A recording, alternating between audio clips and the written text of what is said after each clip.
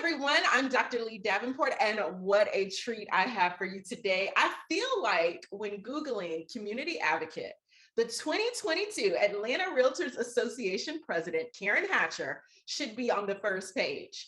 Over the years, I have eyewitnessed her fervor for serving in our local community with various outreaches to her diverse neighbors, as well as her longstanding service to our real estate industry. Listen, Madam President is an inspiration and force of nature. And if that weren't enough for her to reach saint status, President Hatcher is quick to honor those that have come before her and influenced her journey. No ego, amigo, as one of my favorite Peloton instructors, Jess Sims, like to say, shout out to her. Today, we are fortunate to hear directly from President Hatcher on her remarkable journey and the power of mentorship. Thank you for joining me, President Hatcher. Thank you so much, Dr. Lee, for having me here today. I love talking to you. I've known you forever, and your work in the real estate industry is just incredible. And thank you for all the work and leadership that you do in the industry.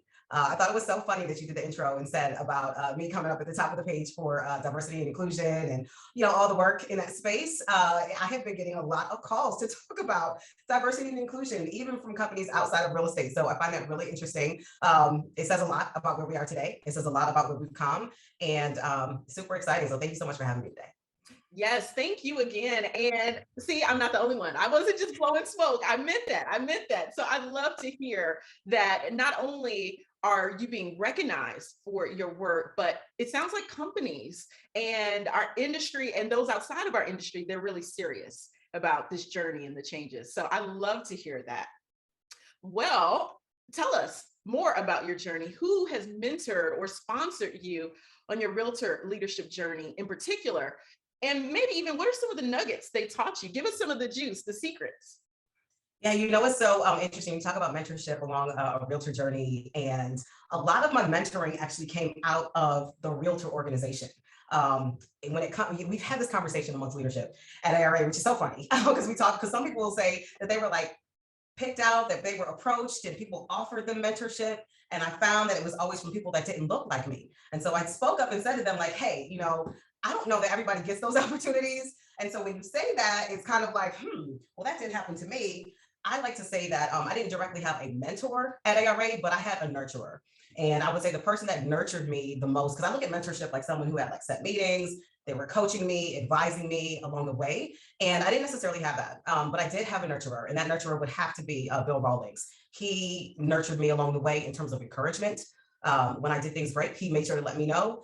He nominated me for awards and positions. And when I didn't do things that were great or he thought I could improve on, he would let me know that. We never had any set meetings. We never had any formal conversations. But every time, if I saw him and it was something that happened, he just would encourage me along the way. And I just want to say to other leaders that are out there, when you're in a position, it's not always just the mentorship that can have such a profound effect on people, especially, people of color. A mentorship would be amazing. But for those of you that don't have the time to do that, nurturing goes a long way.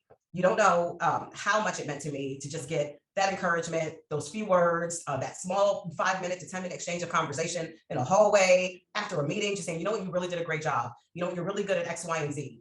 And it kind of reaffirms, what you think about yourself and helps you with the confidence, especially when you are the minority in the room in terms of numbers and you're looking to add value, and having someone give you that nurturing and encouragement, or just say, okay, so I get what you were trying to say when you said that. You were spot on, but here's how a few people probably took that.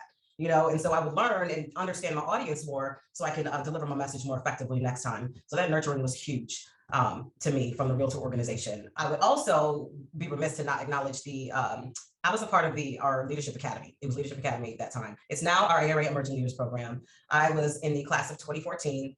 That class, I think, definitely set me on my track record to move within leadership at the association. I was never looking for leadership in terms of like, let me go for this position and go for this position. For me, it was about survey, and then I wanted to lead. I'm a natural leader. I always like to lead. It's just in me, right? So I graduated from the program. During that program, we got to network with a lot of leaders that were there.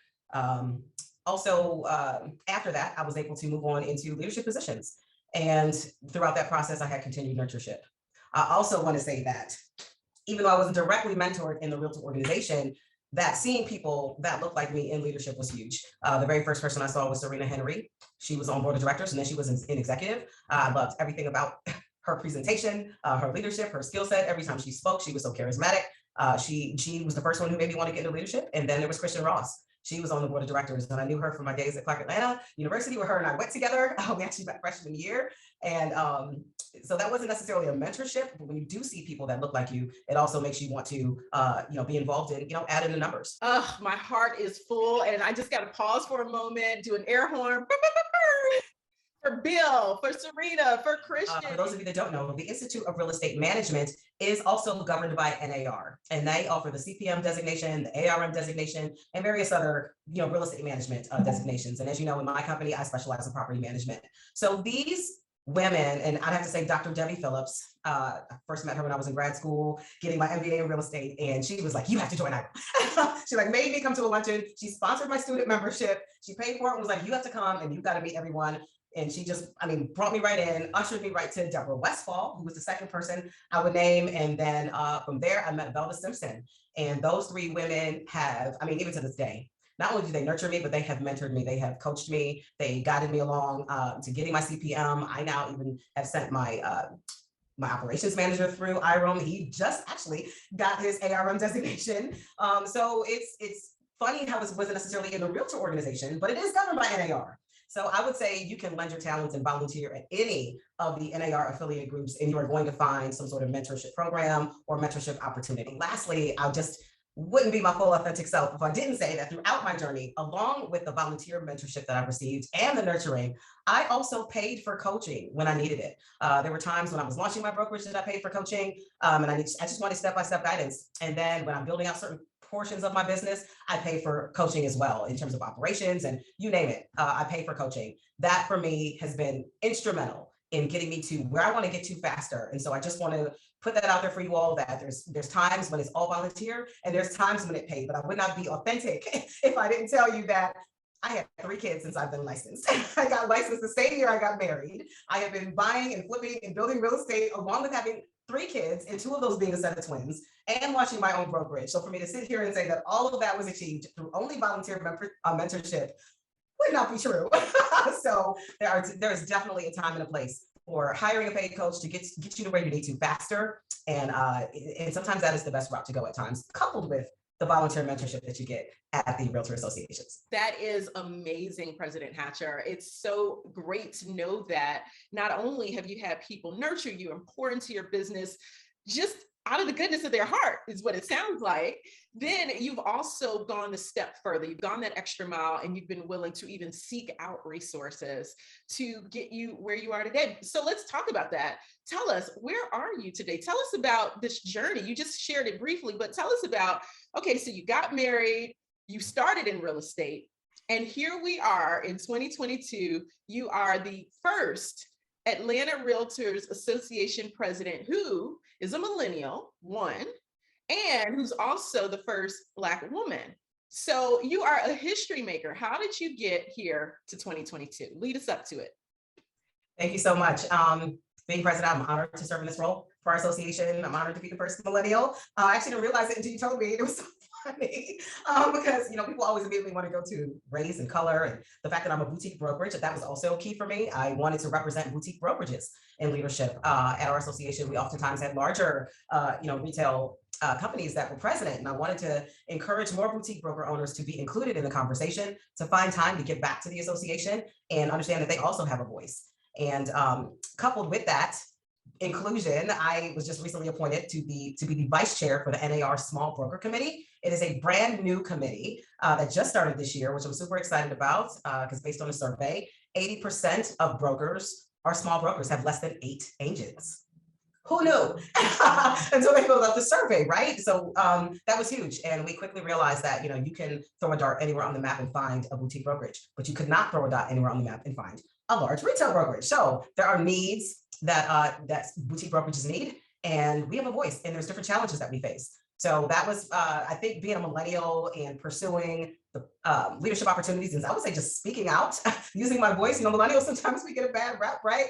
In terms of us, they'll say that they're always, they have a lot to say and pushing agendas, but I feel like that's our strength. Millennials also are extremely collaborative. I think that comes through in my leadership journey and how I've always operated at ARA. We love to get all the stakeholders involved, whether good, with all different opinions, to find solutions. And, we like to push the envelope. We do like to question hierarchy. That's like part of the traits of being millennials, because it should be about not just traditional reasons in terms of advancement to leadership. It should be about what is best for the association. Does that person have their fingers on the pulse? Are we being progressive? Are we moving in the right direction? And a lot of that has to deal with diversity and inclusion. And oftentimes people want to immediately pigeonhole diversity into race, ethnicity, and cultural, but it goes beyond that. It goes into brokerage sizes, geographic location. I mean, we found out we were hosting all our events on the north side of Atlanta. That means all the agents on the south side can come, right? Or probably were discouraged to come because it's going to take them twice as long to get there. So we started trying to find a happy medium and moving all around town so that we can engage more of our members, right? With over 13,000 members now, we've got to be strategic to ensure that we are engaging all of our members. We're doing things all across the metro so everyone can be involved and everyone feels like they have a voice. Additionally, inclusion means us, realtors being involved in government and legislation. We have been in the seller's market for a very long time. Inventory is inching up. Realtors don't have as much property to sell. We're here in the metro Atlanta market. We are at 1.1 months supply of inventory. We've been at 1 for the past 3 months, right? And so it is very low. What we need to ensure that we are doing is showing up to our community meetings, ensuring that we are using our voices to ensure that we're getting development, that development deals are being pushed through, that we do get the density that we need, and smart growth. We want smart growth. Oftentimes these development deals are held up for many different reasons. We have lots of zoning issues here happening in Metro Atlanta where some municipalities are not encouraging density, but we have all this demand. All these people are moving here and no one is closer to the transaction than us. We as realtors, we are the closest to the transaction. We are the closest to community. We know what people in our neighborhood want. We know what they need. We know what type of houses they want to live in. We know how many bedrooms they want. So if we want to ensure that we are having smart development and that zoning, the proper zoning is happening in our city and that we can house all these wonderful people that are moving here, we need to be involved. Show up to your neighborhood meetings. And I mean in every municipality, not just the city of Atlanta, we need to be in all of the suburbs. We need to have a realtor present at every single meeting. Every single one, you guys. You'll be surprised what happens in these meetings. Sometimes there's 20, 30 people that show up. And then there's things that get held up and then we wonder why, oh wow, there's no more townhomes here, right? The city of Roswell just passed and did away with multifamily zoning. They premised it all on exclusion and apartments. But what people don't understand is that that particular zoning code in that municipality means that developers also cannot build condos or townhomes. What does that mean for empty nesters?